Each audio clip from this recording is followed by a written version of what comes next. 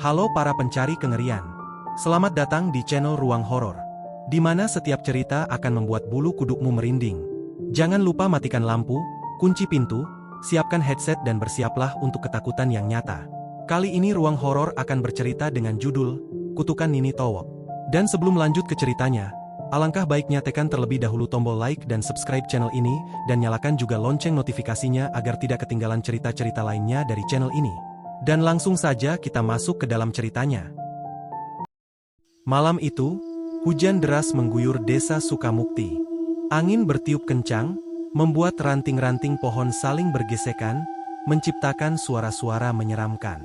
Dwi, seorang pemuda berusia 27 tahun, baru saja kembali ke desa setelah lama tinggal di kota untuk bekerja. Ia pulang ke rumah peninggalan neneknya setelah menerima kabar bahwa sang nenek meninggal dunia. Rumah itu besar, terbuat dari kayu jati tua, dengan pekarangan yang dipenuhi rumput liar. Sejak dulu, rumah itu terkenal sebagai tempat yang menyeramkan. Banyak cerita yang beredar di desa tentang suara-suara aneh yang sering terdengar dari dalam rumah. Saat membersihkan kamar neneknya, Dwi menemukan sebuah lemari tua yang terkunci. Rasa penasaran mendorongnya untuk mencari kunci dan membukanya. Di dalam lemari, ia menemukan sebuah boneka besar berbentuk wanita, terbuat dari batok kelapa, dengan pakaian kebaya kuno yang sudah kusam.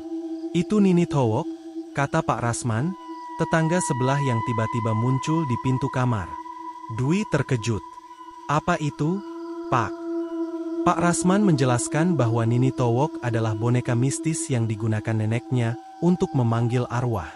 "Jangan main-main dengan itu, Nak. Kalau tidak tahu cara menggunakannya, bisa celaka," ucapnya dengan nada serius. Dwi hanya mengangguk, meski dalam hati ia tidak percaya pada hal-hal mistis. Ia memutuskan untuk menyimpan boneka itu di gudang, berharap bisa melupakannya. Malam pertama Dwi di rumah itu terasa berat. Meski lelah setelah membersihkan rumah seharian, ia sulit tidur. Ada suara-suara aneh yang terdengar dari arah gudang. Suara seperti langkah kaki, disertai dengan bunyi gesekan kayu. Pukul 2 dini hari, Dwi terbangun karena mendengar suara ketukan di pintu kamarnya. Dengan rasa takut, ia membuka pintu, tetapi tidak menemukan siapapun di sana. Saat ia menutup pintu, ia mendengar suara bisikan lembut dari arah tangga. "Mainkan aku." Dwi membeku. Ia merasa suara itu berasal dari gudang tempat ia menyimpan Nini Towok. Dengan tangan gemetar, ia menutup pintu dan mencoba tidur. Tetapi bayangan boneka itu terus menghantui pikirannya. Keesokan harinya, Dwi bertemu dengan beberapa tetua desa di balai desa. Ia menceritakan tentang boneka yang ditemukan di rumah neneknya, berharap mendapatkan penjelasan lebih lanjut. Pak Lurah, seorang pria tua dengan mata tajam, memperingatkan Dwi. "Boneka itu bukan sembarang boneka. Nenekmu dulu seorang dukun yang sering membantu orang-orang dengan ilmu mistisnya. Tapi ada satu kesalahan besar yang ia buat. Ia menggunakan Nini Towok untuk memanggil arwah jahat." Pak Lurah melanjutkan ceritanya. "Nini Towok bisa menjadi media yang sangat kuat. Jika tidak digunakan dengan benar, arwah yang dipanggil bisa lepas kendali dan menimbulkan bencana." Dwi merasa cemas, tetapi ia tetap tidak percaya sepenuhnya. Ia berpikir bahwa semua ini hanyalah cerita rakyat untuk menakut-nakuti orang. Malam berikutnya, kejadian aneh mulai terjadi. Perabotan di rumah Dwi berpindah tempat dengan sendirinya. Lampu-lampu berkedip, dan suara tangisan perempuan terdengar samar-samar dari gudang. Dwi memutuskan untuk memeriksa gudang. Ketika ia membuka pintu, ia mendapati Nini Towok berdiri tegak di tengah ruangan. Meskipun sebelumnya ia yakin boneka itu disimpan dalam posisi berbaring. "Siapa yang memindahkan ini?" gumamnya. Ketika ia mencoba menyentuh boneka itu, udara di sekitar gudang menjadi sangat dingin. Dwi merasa seperti ada yang memperhatikannya dari kegelapan. Ia segera menutup pintu gudang dan kembali ke kamar dengan perasaan tidak tenang. Malam itu, Dwi mengalami mimpi buruk. Dalam mimpinya, ia melihat neneknya sedang duduk di ruang tamu bersama Nini Towok. Neneknya berbicara dengan boneka itu seolah-olah boneka itu adalah manusia. "Kamu harus membantunya," kata neneknya sambil menatap Dwi. Arwah yang ada di dalam boneka ini belum tenang. Dwi terbangun dengan keringat dingin. Ia merasa mimpi itu lebih dari sekadar bunga tidur. Ada sesuatu yang neneknya ingin sampaikan. Dwi memutuskan untuk mencari tahu lebih lanjut tentang Nini Towok. Ia membaca buku-buku tua yang ditemukan di rumah neneknya dan menemukan petunjuk tentang cara menggunakan boneka itu. Dalam buku itu, tertulis bahwa Nini Towok hanya bisa digunakan oleh orang yang tahu cara memanggil dan melepaskan arwah dengan benar. Tanpa berpikir panjang, Dwi mencoba melakukan ritual tersebut. Ia menyalakan dupa dan membaca mantra yang tertera di buku. Pada awalnya, tidak ada yang terjadi. Tetapi kemudian, suara langkah kaki terdengar semakin mendekat, diikuti dengan suara tawa kecil yang menyeramkan. Tiba-tiba, Nini Towok bergerak. Boneka itu berdiri tegak, matanya yang kosong seolah menatap langsung ke arah Dwi. Ia merasa kakinya terkunci, tidak bisa bergerak. "Kenapa kau memanggilku?" Suara perempuan terdengar dari arah boneka itu, membuat Dwi merinding. Setelah kejadian itu, gangguan di rumah semakin intens. Bayangan-bayangan hitam sering terlihat melintas di sudut mata Dwi, dan suara-suara aneh terus menghantuinya. Tetangga-tetangganya juga mulai mengeluhkan kejadian aneh di sekitar rumah Dwi, seperti suara tangisan dan bau anyir yang menyebar hingga ke pekarangan mereka. Pak Rasman kembali datang untuk memberikan peringatan. "Kamu harus segera mencari orang pintar untuk mengatasi ini. Kalau tidak, arwah itu akan mengambil alih." Dwi akhirnya memutuskan untuk meminta bantuan seorang paranormal bernama Bu Marni, yang dikenal sebagai orang yang ahli dalam menghadapi hal-hal gaib. Bu Marni datang ke rumah Dwi dengan membawa peralatan ritualnya. Ketika ia melihat Nini Towok, ia langsung mengatakan bahwa boneka itu sudah terisi oleh arwah yang sangat kuat. "Kamu tidak seharusnya bermain-main dengan ini," kata Bu Marni dengan nada serius. Bu Marni mulai melakukan ritual pelepasan. Ia membacakan mantra-mantra sambil menyiram boneka itu dengan air kembang. Namun, arwah yang terperangkap di dalam boneka itu melawan dengan keras. Lampu-lampu di rumah padam, dan angin kencang bertiup di dalam ruangan. Bayangan wanita dengan wajah hancur muncul di belakang Bu Marni, menatap Dwi dengan tatapan penuh dendam. "Aku tidak akan pergi," teriak arwah itu. Bu Marni menyuruh Dwi untuk membakar boneka itu di halaman belakang. Tetapi ketika api mulai menyala, arwah tersebut mengeluarkan jeritan yang menggema di seluruh desa.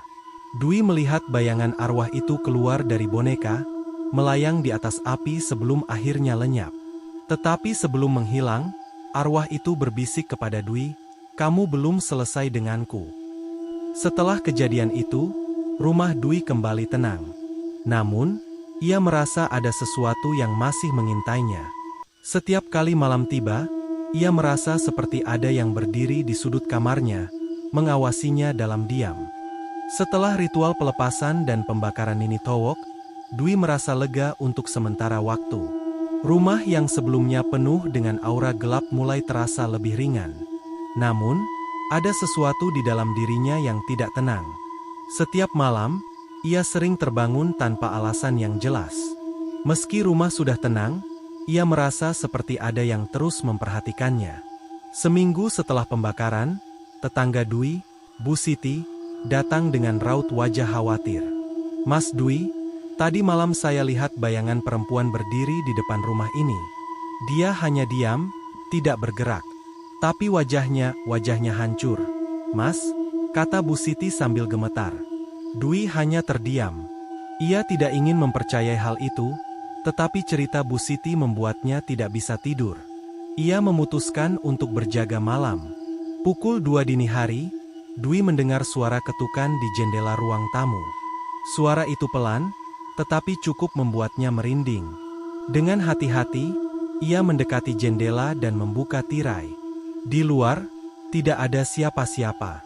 Namun, saat ia hendak menutup tirai, ia melihat sesuatu di kejauhan. Bayangan seorang perempuan berdiri di bawah pohon mangga tua, menghadap langsung ke rumahnya. Keesokan harinya, Dwi mengunjungi Bu Marni untuk meminta penjelasan. Kenapa dia masih ada? Bukankah bonekanya sudah dibakar? Bu Marni menggeleng. Pembakaran boneka hanya memutus media yang mengikat arwah itu. Tapi arwahnya sendiri masih ada.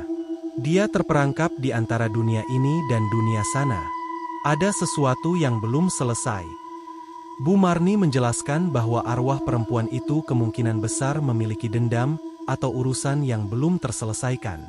Selama dendam itu belum teratasi, ia akan terus menghantui siapa saja yang berhubungan dengannya.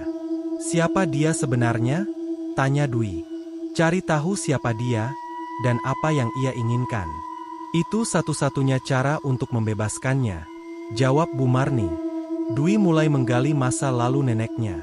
Ia bertanya kepada para tetua desa, mencari tahu siapa arwah yang menghuni Nini Towok. Pak Lurah akhirnya menceritakan sebuah kisah kelam. Bertahun-tahun lalu, nenek Dwi, yang dikenal sebagai seorang dukun, pernah membantu seorang perempuan bernama Ratna.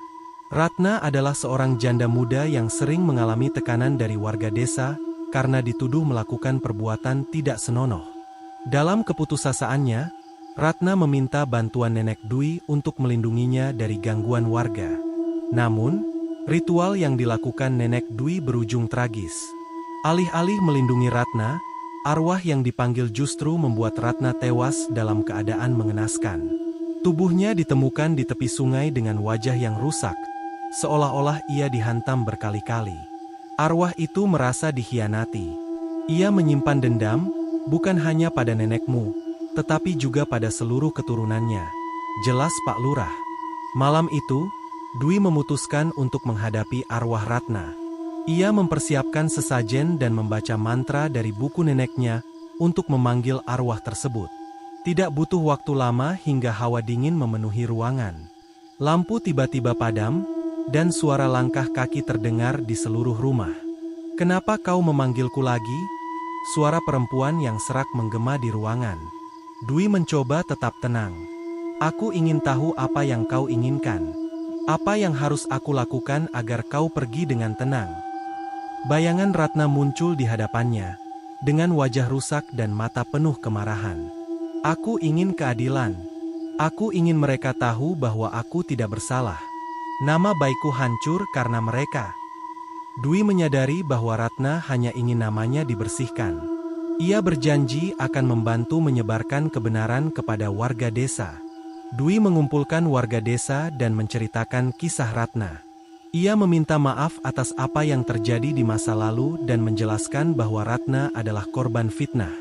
Meski banyak warga yang awalnya tidak percaya, beberapa tetua desa mengakui bahwa mereka tahu Ratna tidak bersalah, tetapi memilih diam karena takut pada nenek Dwi. Pak Lurah akhirnya meminta warga untuk mengadakan doa bersama di rumah Dwi, dengan tujuan mendoakan arwah Ratna agar bisa pergi dengan tenang. Doa bersama diadakan di rumah Dwi. Warga berkumpul, membawa sesajen, dan memanjatkan doa-doa untuk Ratna. Selama doa berlangsung, Dwi merasa rumahnya menjadi semakin tenang.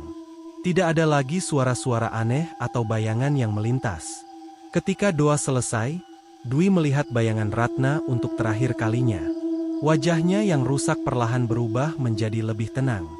Ia tersenyum tipis sebelum menghilang di udara. Setelah kejadian itu, rumah Dwi benar-benar kembali normal. Tidak ada lagi gangguan atau kejadian aneh. Namun, Dwi tidak pernah melupakan pelajaran penting dari pengalaman tersebut. Jangan pernah meremehkan kekuatan dari hal-hal yang tidak terlihat.